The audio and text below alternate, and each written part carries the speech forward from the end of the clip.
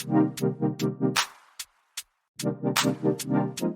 going on, everybody, and welcome to the Other Side of the Firewall podcast, where we talk about the latest and greatest in cybersecurity news, as well as we highlight those movers and shakers and glass ceiling breakers, those people of color who made it to the other side of the proverbial firewall. My name is Ryan Williams, and as always, I'm joined by Shannon Tynes. What's up? What's up? Chris Abacon. What's going on, everybody? And Daniel Acevedo. How's it going, guys? What's going on? So welcome to the Wednesday episode of the podcast. So it's our discussion. So Monday and Tuesday, we do our topics. Wednesday, discussion. Thursdays, Ask a CISSP. When I have those recorded, I have a couple in the pipe coming down. And then Fridays, everything else, movies, books, games, all that good stuff. But without further ado, I give it to Shannon. All right, everybody. So this article comes from techradar.com, and the title, written by Benedict Collins, right? And the title of it is U.S. Government Says Companies Are No Longer Allowed to Send Bulk Data to These Nations, right? So it's off the table for China, Iran, North Korea, Russia, and there's a few more that are in there, right? Because you have China and the other countries that are related to China, right? That they claim are independent, but are actually China's countries. But yeah, so this was a very a moment of duh, yeah, okay, I could see. It's as you read the article, that's what you say, but I think this was just reinforcement of something that was already implemented back almost a year ago. I want to say it was. I want to say it was February of 2024. Right? Is that right? Is that right? Yep. Yeah. So. Yes. Yeah, so it's just them saying, okay, we cannot share any type of information with these countries, any type of sensitive information with these countries, which the stuff that it lays out in there was this is pretty standard of what I thought it was going to be, the information they don't want you to share, right? There's a lot of PII stuff and things of that nature. It's yeah, of course you weren't going to share that with these nations, right? We get it, right? Your personal identifiers, right? It's talking about social security numbers, driver's license numbers, government identification numbers, geolocation data, biometric identifiers, personal health data, PHI definitely, right? Don't put that stuff out there. So yeah, I'm all on board with this. You know what I'm saying? We already have an issue with China and it stealing intellectual property, right? What happens when, we talk all the time about how we are the product now, right? When it comes to companies that are selling data and things of that nature, we are the product. So it's only a matter of time before it's, okay, well, how are we going to start China's going to be how do we start cloning these Americans, to make them undercover agents like Salt? You know what I mean? That's what they're gonna start doing, right? But yeah, this was a duh moment for me. Where I was yeah, sure, this should have been something we were doing before 2024. You know what I mean? But here we are dealing with it now. But Chris, what's your thoughts on this, man? My first thoughts were, like you said, duh. But then my second thought was, what is this geared to? Who's this aiming at? Other than it being fairly obvious that you shouldn't be saying data to some random person in any of these countries. But now it got me thinking about what about these multinational companies, these huge multinational conglomerates that have presences across all these countries. Definitely China. Our economy is integrated with something in China, whether it's manufacturing, textiles, or whatever. Right? There's data that's being sent between the countries, no matter what. Right? So I'm thinking it's something to that effect. If X Corporation has got field offices in China, Hong Kong, wherever it might be, in any of these other countries, right? If they've got a presence there, I think this might be more of an IT thing where data needs to be segmented and kept in the United States, right? When it comes to things like that, so your servers, right? They shouldn't be replicating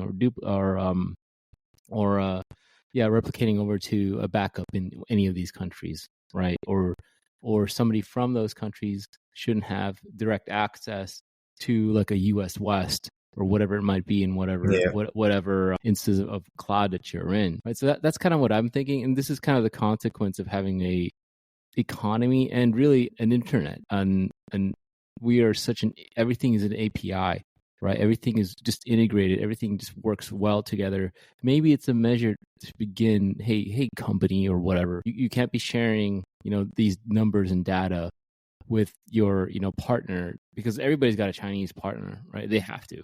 Yeah. All these companies do. They if you look at all your stuff that you're wearing right now, it says made in China. If you look at the company, you can probably find what factory it came out of. If the company actually goes through that level of detail, but chances are you can find where it's made, and they have to have some type of data transfer with that specific region.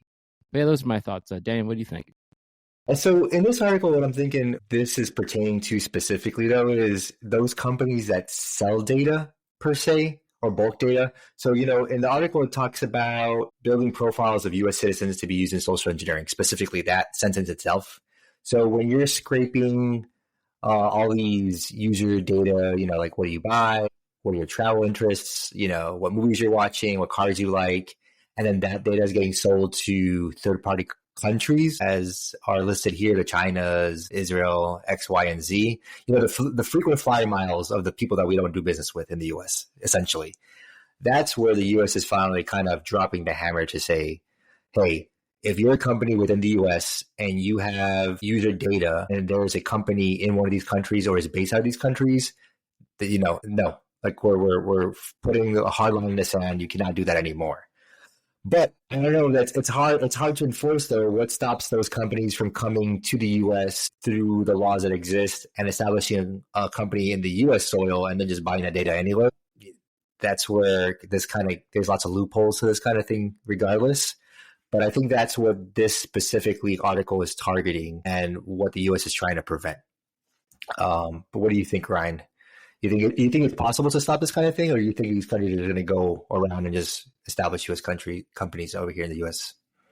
I think you're 100% on target, and I think that, so this is my own theory, is in order for them to enforce it, right, to fine, penalize, take to trial, things of that nature, they have to keep reinforcing it, saying like, hey, this is a real thing. We're really going to do this. Like, this is the time, guys. So and every time I hear executive order, I always think Star Wars, even though I'm not a Star Wars fan, but executive order 14117.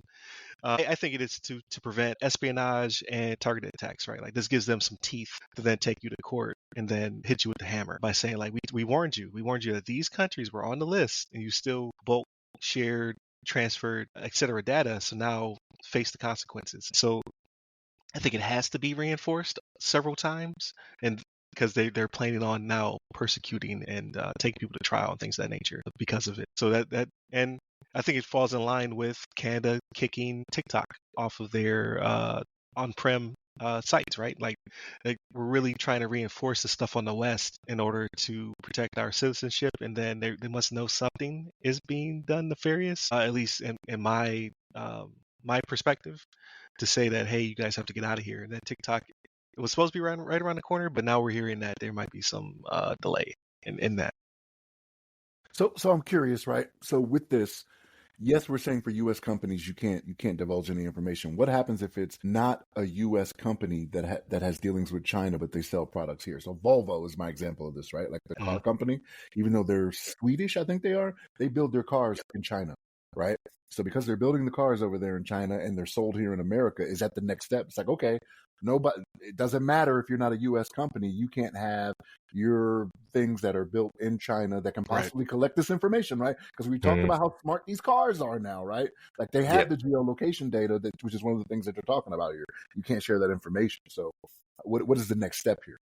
I think it would be that, though, right? It's like a phased approach. And I think it'll be us and our allies, and then we'll just continuously move the finish line, right? In order to push these people out. It'd be like the Axis versus the allies type situation. Russia, China, Cuba, and all the rest will have their own policies about sharing with the U.S. and, there's lots of pomp and circumstance and posturing and all that other nonsense. But I think at the end of the day, I think it will continue to grow, like you said, Shannon, because there is this second and third order data that's being collected and transferred in these multinational countries, or not multinational companies that are in all these countries.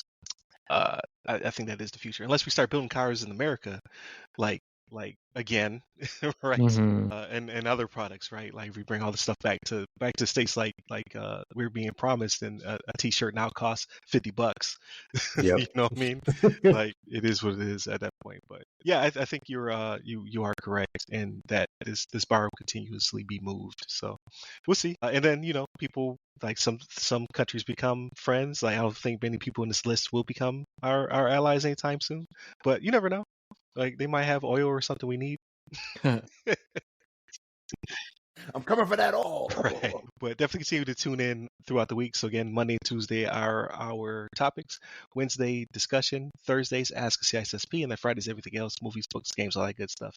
Hit us up by all the websites that go by our name, either the other side of the firewall, the other side of the FW, or Ask CISSP.